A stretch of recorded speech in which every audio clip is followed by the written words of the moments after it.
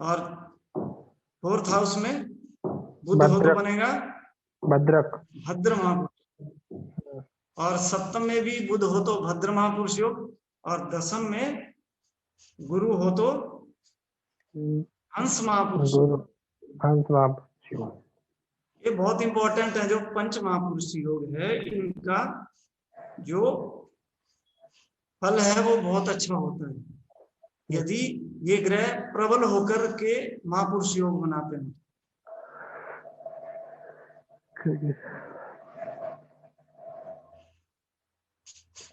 और पंच महापुरुष योगों के बाद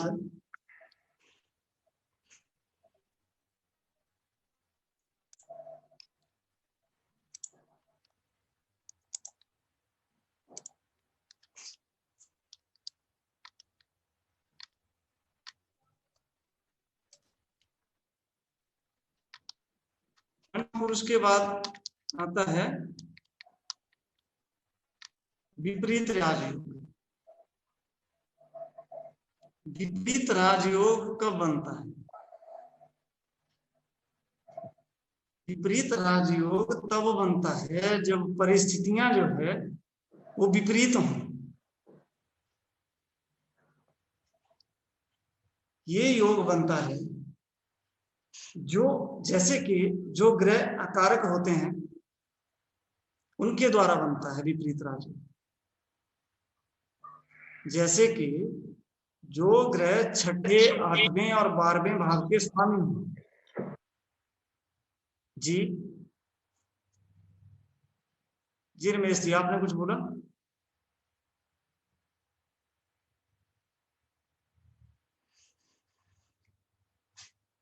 तो ये विपरीत स्थितियां होती हैं तो ये राजयोग बनता है।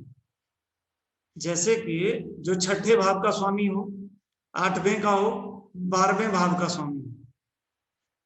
और विपरीत स्थिति ये बनती है कि वो छठे, 8वें, 12वें भाव के स्वामी होकर के इन्हीं भावों में बैठ जाएं।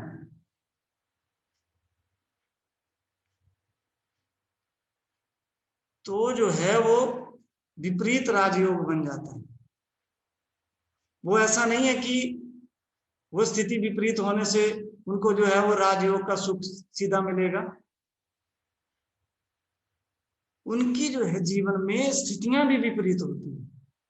जैसे कि उनको प्रारंभिक समय में बहुत ज्यादा कष्ट झेलना पड़ता है। स्थितियां जो है बिल्कुल विपरीत होती, उनके पास कुछ नहीं होता, ऐसी स्थिति होती, ऐसी स्थिति बन जाती है। और फिर वो अपनी मेहनत से सब कुछ प्राप्त कर लेते हैं। वो विपरीत स्थिति हुई और वो राजयोग की तरह फल देता है।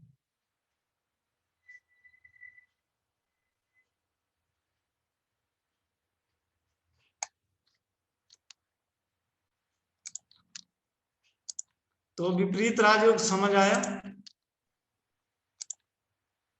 जी सर। नहीं सर, मतलब बेसिकली है कि जो 6, 8, 12 भाव के डिपेंड करता है, स्वामी उसी पे बैठे हो, अपने भाव में ही हो। जी नहीं, देखिए एक कुंडली है मीन लगन की। सर नेक्स्ट खोलो ना, मेष लगन वाली, उसमें है।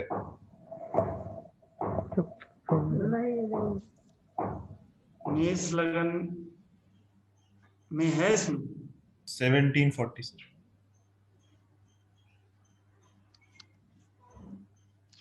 40 जी सर, ये चलित खुला हुआ है, चलित में नहीं है, लगन चार्ट में है सर।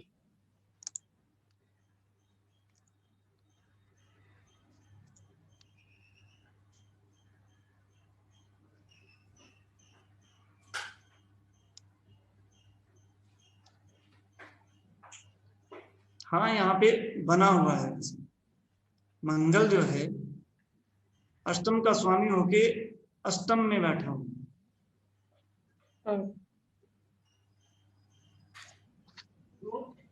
पर सर मंगल लग्नेश भी तो है। हाँ, मंगल जो है लग्नेश भी है। इनकी एक राशि तो ऐसे आएगी, लेकिन एक राशि यदि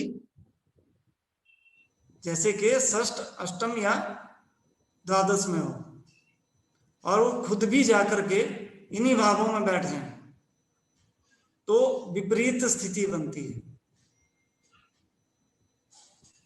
लग्नेश है तब तो और ज्यादा बन रही है। क्यों लग्नेश का अष्टम में जाना संघर्ष की स्थिति बनाता है। सर आपने कहा था अकारक की होती है, ये तो अकारक नहीं है। हाँ, यहाँ पे अकारक नहीं है। अकारक के लिए ज्यादा बोल रहा था, जैसे अकारक हो तो वैसे तो यहाँ पे मेष लगन में अकारक नहीं है। यदि वृश्चिक राशि लगन में होती और मेष राशि अष्टम में होती जी। तो इनको भी अकारक माना जाता है यहाँ पे।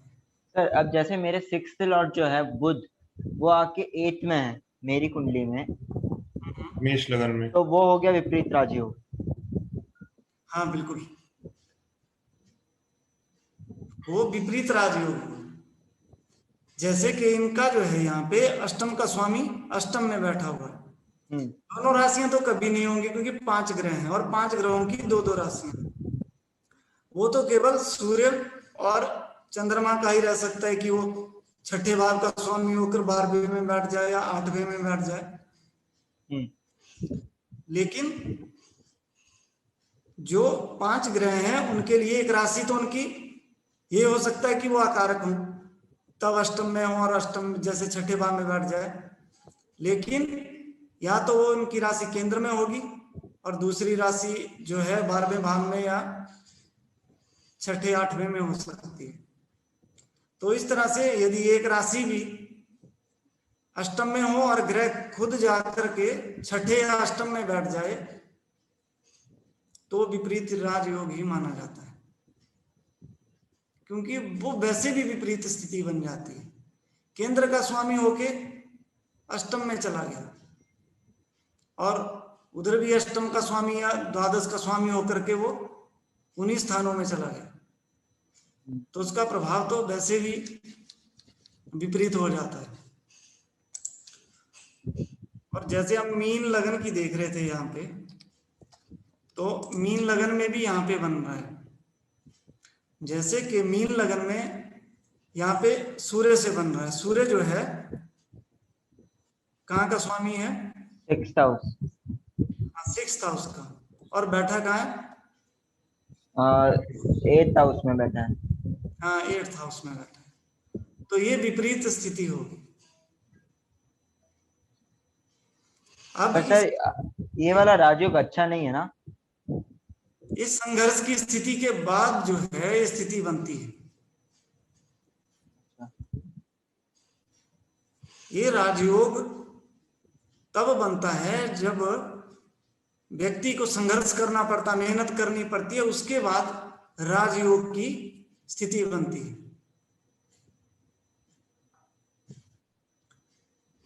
राजयोग जो है दशा का भी वो होता होगा वेरिएशन, क्या चीज? महादशा और अंतरदशा का सर। हाँ, उस महादशा और अंतरदशा में इसका प्रभाव देखा जाएगा। जी। तो देखिए, जैसे कि छठा भाव है, छठे भाव का स्वामी यदि 8वें में हो या 12वें में हो तो वो विपरीत राजयोग बन गए। भाव का स्वामी जैसे यहाँ 8वें का कौन है? शुक्र। तो शुक्र जो है या 8वें में ही होता या 12वें में होता या छठे में होता, तो ये भी विपरीत राजयोग बन जाता है यहाँ पे। और 12वें का कौन है? शनि है।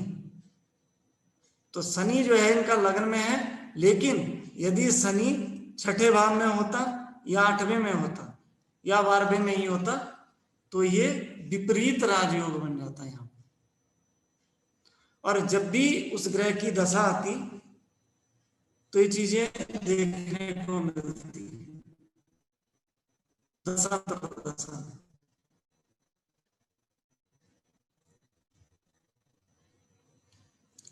अब समझ आया? क्लियर हो गया?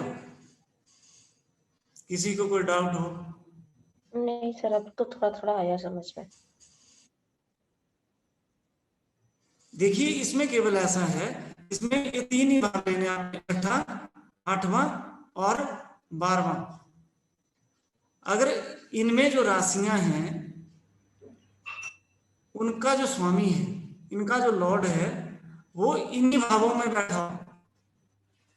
जैसे छठे का सूर्य हो गया तो वो इन्हीं भावों में आ गया, 8वें में बैठ गया। अगर ये सूर्य 12वें में होता तब भी ये विपरीत राजयोग होता, या छठे में ही होता। और 8वें का भी वैसा ही है, जो 8वें भाव का स्वामी है, जैसे यहाँ पे शुक्र की राशि है तो शुक्र हुआ, तो शुक्र या तो 8वें में होता या 12वें में होता या छठे में होता, तो ये विपरीत राजयोग हो जाता। और वैसे ही 12वें का स्वामी बनता है यहाँ पे शनि, तो शनि 12वें में होता या छठे में होता या 8वें में होता, इन्हीं स्थानों में बैठ जाता, तो ये विपरीत राजयोग होता। ये है विपरीत राजयोग की स्थिति। तो कुंडली में जब भी ऐसी स्थिति दिखाई दे तो आप कह सकते हैं कि आपकी कुंडली में विपरीत राजयोग है। तो ये विपरीत परिस्थितियां लेकर जाएगा, परेशानी आएगी, लेकिन अच्छा फल भी देके जाएगा। ओके।